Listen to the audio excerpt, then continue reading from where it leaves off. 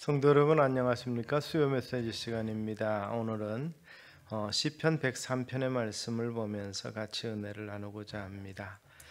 시편 기자는 하나님의 은택을 잊지 말라 이렇게 권고하고 있습니다. 이 시는 이스라엘 백성들이 하나님 앞에 감사 예배 드릴 때 올렸던 찬양시입니다.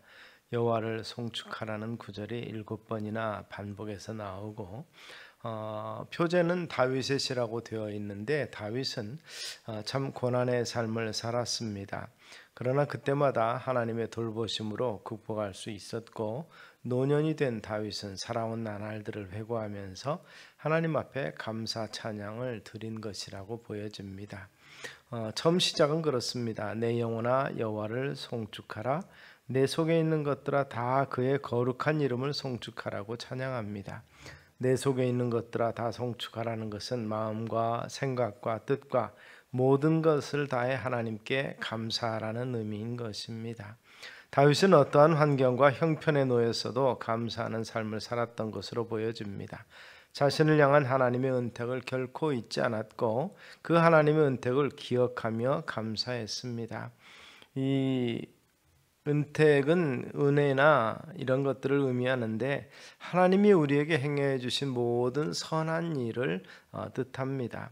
다윗은 감사를 하면서 혹시 하나님의 은혜를 잊어버리고 살아온 것은 아닌지를 돌아보는 모습을 보이고 있습니다. 어떤 면에서 진정한 그리스도인은 역경과 고통 속에서도 하나님의 은혜를 잊지 않고 감사하는 자들이라고 볼 수 있습니다. 단순한 형식적인 입술로만 하는 감사가 아니라 평생 사는 날 동안 진정한 감사가 되어야 하는 것이죠.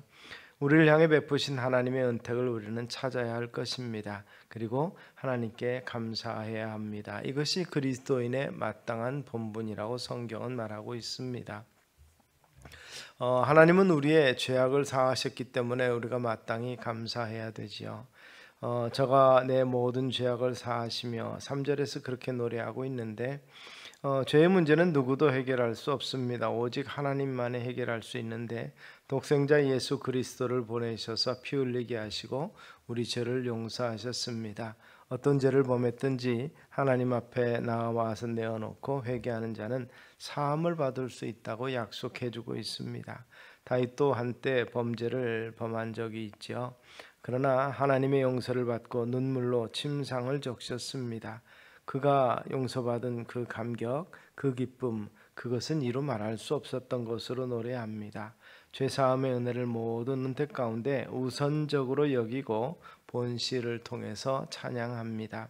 모든 죄를 사하시고 용서하신 것이 우리를 향하신 하나님의 은택인 것이죠. 이 은혜를 잊고서는 바른 감사가 있을 수가 없습니다. 그래서 우리 죄를 사하시고 나서 그 사한 결과로서 우리는 생명을 얻었다고 바울은 노래하고 있습니다. 내 생명을 파멸해서 속량하시며 죄악 가운데서 죽을 자를 살리신 것이 사실은 생명을 구령한 가장 큰 은혜이고 또 삶 속에서 삶의 역경 속에서 우리를 구속하셨다고 그러셨습니다. 위기, 죽음, 위험을 뜻하는 이 파멸 속에서 위험과 시련과 위기에서 우리를 건져 주신다는 것이죠.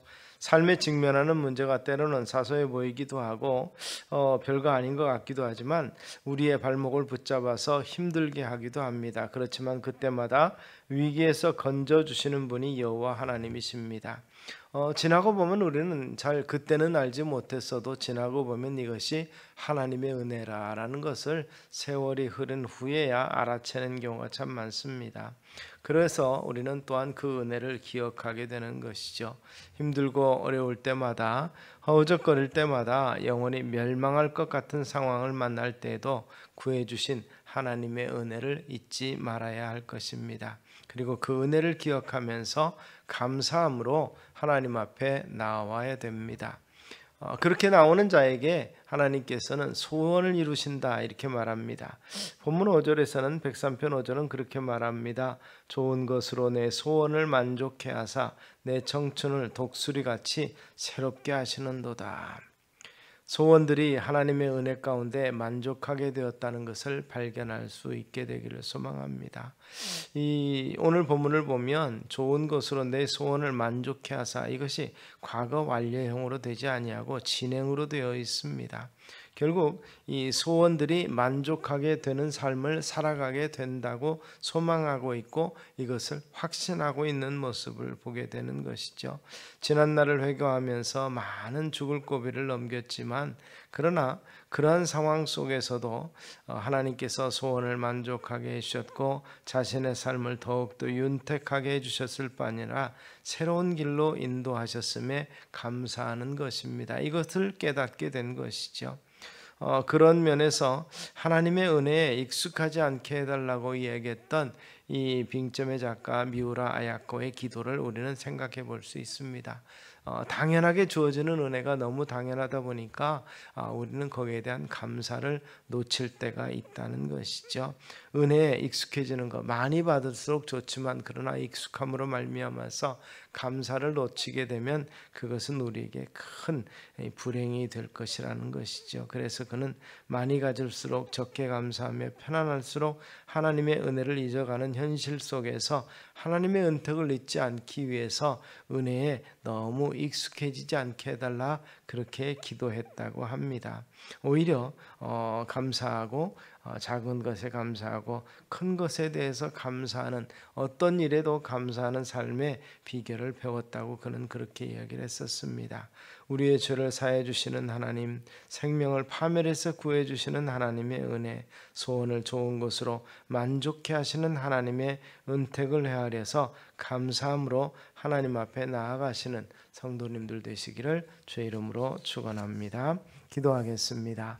살아계신 아버지 하나님, 다윗의 고백처럼 우리에게 베푸시는 바 모든 은택을 잊지 아니하고 감사함으로 하나님 앞에 나아가는 우리 마음과 생각이 되게 하시고 삶이 되게 하옵소서. 예수님 이름으로 기도드리옵나이다. 아멘.